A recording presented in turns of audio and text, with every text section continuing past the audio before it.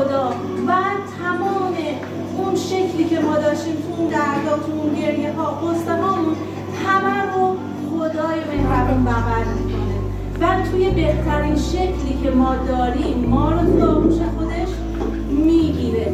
پس میبینیم که خدا رو ما میتونیم تو اون دریای نور ببینیم. یه خدای نوریه که به هیچ وجه توش تاریکی نیست.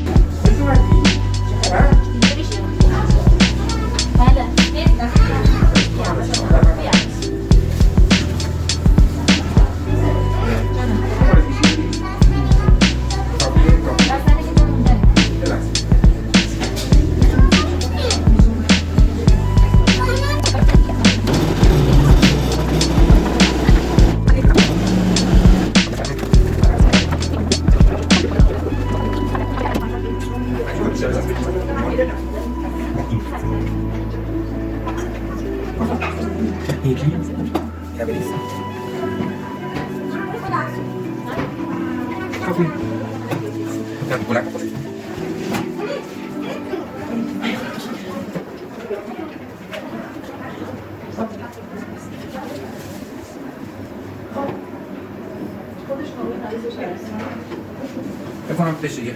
خب این کوچیکا رو میشه بریز. کوچیکا. خب اون دوتا رو بدی. میتونم که نشستم. همیشه میتونی بچه‌ها؟ نمیتونی؟ من فیلم گفتید بگیرم.